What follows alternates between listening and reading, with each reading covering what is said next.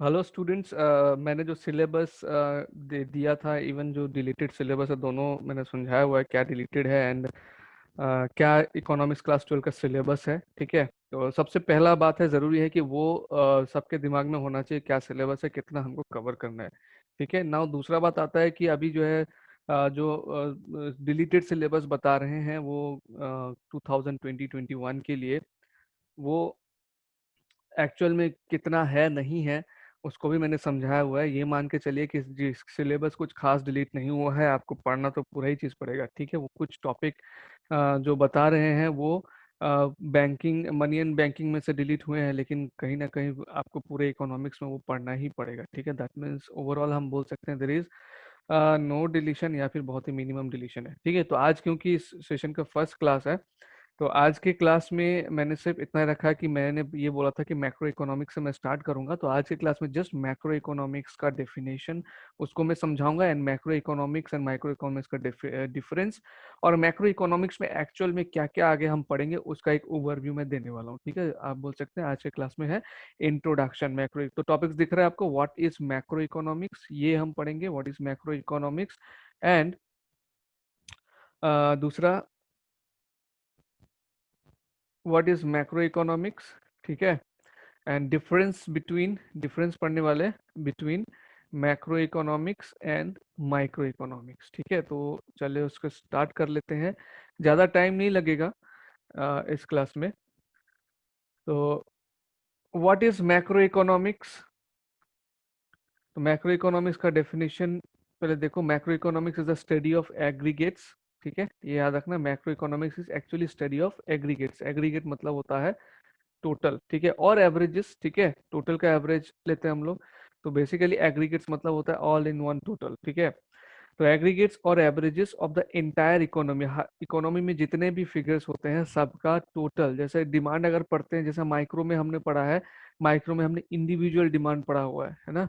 Individual ये single unit का होता है। मार्केट डिमांड पड़ा हुआ है, मार्केट डिमांड भी हमारा माइक्रो का पार्ट है। क्यों? क्योंकि मार्केट डिमांड में एक्चुअली एक यूनिट का डिमांड हम चेक करते हैं ओवरऑल मार्केट में, तो that is also of single unit. ठीक है, तो मैक्रो इकोनॉमिक्स में सेम चीज, अगर डिमांड का बात किया जाएगा तो वो कहा जाएगा एग्रीगेट डिमांड, मतलब टोटल डिमांड। नाउ इस टोटल ये एग्रीगेट डिमांड में क्या क्या आ जाता है, जितने भी कमोडिटीज प्रोड्यूस होते हैं, सुई से लेकर एक जहाज तक, एक इकोनॉमी में जितने भी कमोडिटी प्रोड्यूस हो जाते हैं एंड सर्विसेज प्रोड्यूस होते हैं, वो सब का टोटल होगा aggregate demand. And that is uh, वो जो है एक बहुत बड़ा कंसेप्ट है as compare to individual demand. So aggregate demand you will study in macro economics. तो जितने भी एग्रीगेट्स है या नेशनल लेवल के जितने भी वैल्यूज है, वो सब हम मैक्रो इकोनॉमिक्स में पढ़ने वाले हैं।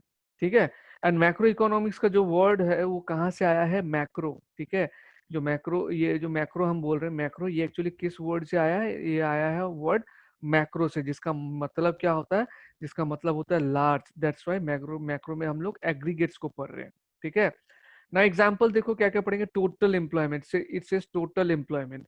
नेशनल इनकम, नेशनल इनकम पूरे कंट्री का इनकम, so पूरे कंट्री का इनकम इज अ लार्ज, ये बड़ा कंसेप्ट है ना। तो national income, national output, total investment. ठीक है, कितना इन्वेस्टमेंट है इकोनॉमी में, टोटल इन्वेस्टमेंट। और ये कोई एक जन अगर इन्वेस्टमेंट किसी सिंगल पर्सन के, सिंगल फर्म के इन्वेस्टमेंट का हम स्टडी कर रहे हैं तो वो हम माइक्रो में पढ़ते हैं, लेकिन टोटल इन्वेस्टमेंट का बात करें, पूरी इकोनॉमी में जो इन्वेस्टमेंट हुआ, that will come under macro. तो जितने भी आपको टोटल, नेशनल, ये सब एग्रीगेट, ये सब वर्ड्स मिलेगा, वो सारे के सारे मैक्रो इकोनॉमिक्स के अंदर पे आएगा, क्योंकि ये एक वाइडर या पूरे पूरे होल का कंसेप्ट है ये। ठीक है, सिंगल यूनिट का नहीं है। जैसे कंट्री में, एक कंट्री है, ठीक है, कंट्री में सिंगल सिंगल इंडिविजुअल है, तो इनका इकोनॉमिक बिहेवियर हम जब पढ़ रहे हैं तो वो किस में पढ़ रहे हैं, ये पढ़ रहे हैं हम लोग माइक्रो में। लेकिन जब इनका टोटल पूरे का पढ़ रहे हैं, पूरे कंट्री का अगर हम लोग पढ़ते हैं, तो ये हो जाता है हमारा क्या, मैक्रो का पार्ट हो जाता है। किसका पार्ट होता है, ये होता है मैक्रो का पार्ट। ठीक है, तो इसीलिए मैक्रो में हम नेशनल, टोटल, एग्रीगेट, यही सब वर्ड हमको मिलेगा। ठीक है, देखो, aggregate supply, aggregate demand, general price level is the average of all price. ठीक है, तो general price level, wage level, cost structure, inflation, ठीक है, अनएम्प्लॉयमेंट कंसेप्ट, और ये सारा जो है किस में आ जाता है, ये सारा हमारा मैक्रो इकोनॉमिक्स में आ जाता है। ठीक है, now next is balance of payment, exchange rate, monetary and fiscal policies etcetera. ये पूरे का पूरा जितना मैंने यहाँ से एग्जांपल दिया हुआ है मैक्रो इकोनॉमिक्स में, जितना भी एग्जांपल दिया हुआ है टोटल एम्प्लॉयमेंट से लेकर यहाँ तक, ये सारा एक्चुअली क्लास 12 के सिलेबस में है। ये पूरा हमको हर एक चैप्टर में एक एक चीज पढ़ेंगे। पहला ही चैप्टर में हम जो है, ये जो इंट्रोडक्शन खत्म होगा इसके बाद जो पहला चैप्टर हम स्टार्ट करेंगे वो जो है नेशनल इनकम का स्टार्ट करेंगे। इसमें भी बहुत नेशनल इनकम के अंडर पे काफी सारा एग्रीगेट हमको जो है पढ़ने को मिलेगा। ठीक है, तो ये सारा जितना भी एग्जांपल दिया मैक्रो इकोनॉमिक्स का डेफिनेशन एक्चुअली अगर पूछा जाए तो ये यहाँ से यहाँ तक खत्म ही हो जाता है 1 मार्क्स में। ठीक है, और थोड़ा सा और लिखना होगा तो ये भी लिख सकते हैं हम लोग। अदरवाइज ये जितना एग्जाम्पल है ये सारा एक्चुअली जो वही टॉपिक है जो हम क्लास 12 के सिलेबस में पढ़ने वाले हैं। ठीक है, तो क्लास 12 के सिलेबस में जो 2 बुक है macro economics and Indian economic development, Indian economic development में उतना चैलेंजेस फेस नहीं होगा। मैक्रो इकोनॉमिक्स के 1 या 2 चैप्टर में होगा जो मैंने सिलेबस को एक्सप्लेन करते समय उसमें बताया हुआ है कि किस किस चैप्टर को हम ज़्यादा स्ट्रेस दें। ठीक है, एंड वही चैप्टर पहले हम लोग कंप्लीट भी करें। तो ये डेफिनेशन हो गया मैक्रो इकोनॉमिक्स का। नाउ मैक्रो इकोनॉमिक्स को हम लोग थोड़ा सा माइक्रो के साथ डिफरेंशिएट करके भी समझते हैं। जब उसको माइक्रो के साथ डिफरेंशिएट करके समझेंगे तो चीज थोड़ा सा और क्लियर होगा कि what is macro and what is macro means generally large. आपने ये साइंस में भी ये सुना होगा macro nutrients and micro nutrients. तो वहां पर भी मैक्रो न्यूट्रिएंट्स का मतलब होता था कि वो न्यूट्रिएंट्स जो ज्यादा में हमको चाहिए, और माइक्रो न्यूट्रिएंट्स मतलब छोटे छोटे न्यूट्रिएंट्स जो हम लोग को उतना ज्यादा नहीं चाहिए। तो सेम थिंग मैक्रो में हम लोग जो यहाँ पे एग्रीगेट्स का पढ़ रहे हैं। ठीक है, एज ए होल जैसे इंडिविजुअल डिमांड इज माइक्रो, लेकिन जब हम लोग एग्रीगेट डिमांड का बात करते हैं तो वो मैक्रो का। Aggregate means total. ठीक है, तो this is the meaning of macro economics. One liner आपको इसको इस व्हाट इज मैक्रो इकोनॉमिक्स अगर क्वेश्चन आता है, ये ज्यादा से ज्यादा 2 मार्क्स में आता है। ठीक है, और बहुत बार आता भी नहीं है, तो इसका तैयारी आपको बोर्ड के लिए सिर्फ 2 मार्क्स के क्वेश्चन के लिए करना है। तो what you will do, you will prepare the definition. ठीक है, देखो डेफिनेट एक तो अंडरस्टैंडिंग हो जाना चाहिए आपका कि क्या है ये। अंडरस्टैंडिंग हो जाने के बाद इकोनॉमिक्स का डेफिनेशन लिखने के लिए कुछ टर्म्स आपको यूज करना पड़ता है, तब मार्क्स अच्छा आ जाता है। ठीक है, जैसे एग्रीगेट एवरेज ये सब वर्ड करते हैं। अभी अंडरस्टैंडिंग तो हो गया मैक्रो इज लार्ज मतलब इकोनॉमिक्स के जितने भी वाइडर कंसेप्ट है वो सब हम मैक्रो में पढ़ेंगे, लेकिन डेफिनेशन लिखना नहीं आया तो फिर कोई फायदा नहीं। साथ में 1-2 एग्जाम्पल भी उसमें चिपका देना आंसर में। Total employment, unemployment, national income, national output, बहुत सारे एग्जांपल मैंने दे रखा है यहाँ पे, उसमें 2 या 3 ही चिपका देना। 2 मार्क्स जो है बता के जो भी एग्जामिनर होगा वो खुशी खुशी दे के घर चल जाएगा। ठीक है, ये हो गया वो मैक्रो इकोनॉमिक्स का डेफिनेशन। तो दूसरा मैंने क्या बताया कि इसका हम लोग डिफरेंस को भी देखेंगे पहले। ठीक है, तो डिफरेंस को अगर देख लेते हैं माइक्रो एंड मैक्रो को साइड बाय साइड रख के, तो चीजें या पिक्चर जो है और क्लियर हो जाता है इसमें कि what is actually micro and what is macro. Micro हम हालांकि 11 में पढ़ चुके हैं, लेकिन यहाँ पर मैं इसलिए बता रहा हूँ ताकि आप उसको मैक्रो को समझ पाए इसमें भी इसको बेस करके। ठीक है, तो on the basis of meaning देखो ये सब चीज़ है ना, आप नोट भी कर लेना। मैं भी नोट बना के ही आपके लिए लेकर, तो ये नोट कर लेना ताकि किसी एक कॉपी में, ताकि जब आप रिवाइज करें आपके बुक के साथ साथ इसको भी रिवाइज करें, क्योंकि ये समराइज नोट है, उसमें पूरा डिटेल में रहता है। जब आप एग्जाम के लिए पढ़ते हैं तो समराइज नोट पढ़ने से ज़्यादा जल्दी जो है तो चीज़ें दिमाग में होता है। नाउ मीनिंग माइक्रो का the part of economics which deals the studies of behaviour of individual unit of economy. मैं समझाते समय यही बता रहा था, which studies the behavior of individual unit, जैसे individual household का डिमांड, individual firm का डिमांड, individual firm का investment, like that. Whereas in macroeconomics studies of behavior of aggregates of the economy as a whole, इस चीज में ध्यान देना aggregate of the economy, like national individual income का जब हम बात करते हैं तो वो माइक्रो का पार्ट हो जाएगा, लेकिन पूरे कंट्री का इनकम का बात करें दैट इज नेशनल इनकम, एक कंट्री में जितने लोग हैं सबका इनकम एक साथ, तो दैट इज मैक्रो इकोनॉमी। ठीक है, नाउ ऑब्जेक्टिव क्या है, माइक्रो इकोनॉमिक्स क्यों पढ़ना जरूरी है, मैक्रो इकोनॉमिक्स के बारे में क्यों जानना जरूरी है। तो its aim is to determine price of commodity of factors of production. ठीक है, इसको इसीलिए हम लोग जो है प्राइस थ्योरी भी बोलते हैं, माइक्रो इकोनॉमिक्स को प्राइस थ्योरी भी बोलते हैं, क्योंकि इसके जरिए हम लोग क्या करते हैं, जो प्राइस ऑफ कमोडिटी या फैक्टर्स ऑफ प्रोडक्शन है इसके प्राइस के बारे में जो है स्टडी करते हैं या डिटरमाइन करते हैं। वेर एज मैक्रो इकोनॉमिक्स में क्या होता है, it aims to determine income and employment, इसके ऊपर पूरा एक चैप्टर भी है।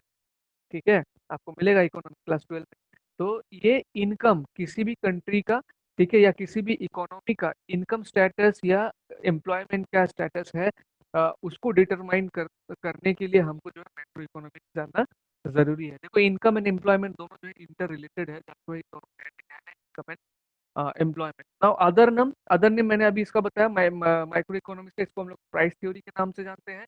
एंड क्योंकि मैक्रो इकोनॉमिक्स जो है इनकम एंड एम्प्लॉयमेंट से रिलेटेड है या उसको डिटरमाइन करने के लिए हम पढ़ते हैं, तो इसका दूसरा जो थ्योरी है, जो नाम है, वो है इनकम एंड एम्प्लॉयमेंट थ्योरी। अब इस बार का बोर्ड एग्जाम में क्या होने वाला है कि ऑब्जेक्टिव टाइप्स में ज़्यादा प्रेशर दिया जाएगा, क्योंकि टाइम ज़्यादा नहीं है।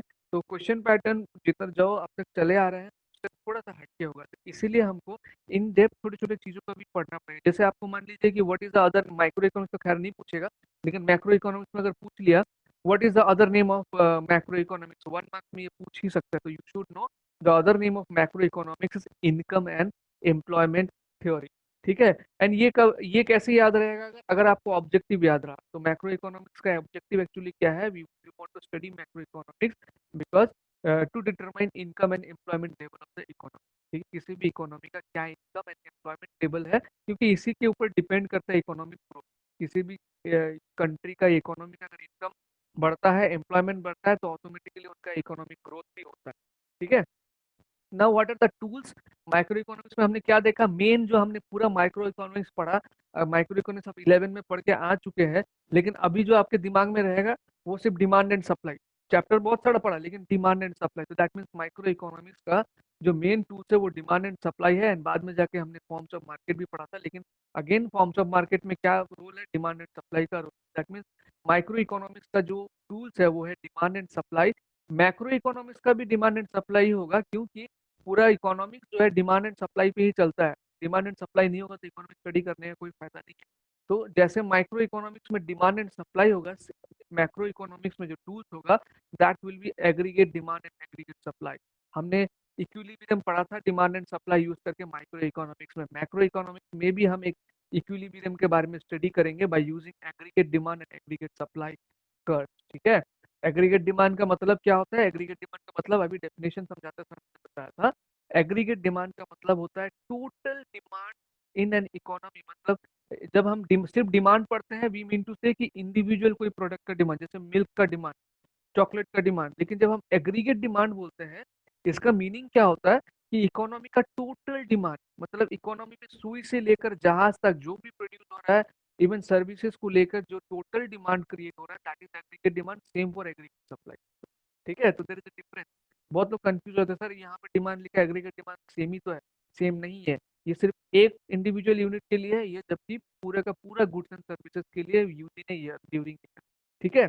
नाउ माइक्रो इकोनॉमिक्स का एग्जांपल ऑब्वियसली ये आप खुद से दे पाएंगे, individual demand, individual income, individual output. Where macro economics का अभी अभी मैंने डेफिनेशन में बहुत सारे एग्जांपल दिया आपको, तो उससे उठा के दो तीन यहाँ पे भी चिपका दिया, national income, national output and unemployment of a country या इन अ कंट्री। ठीक है।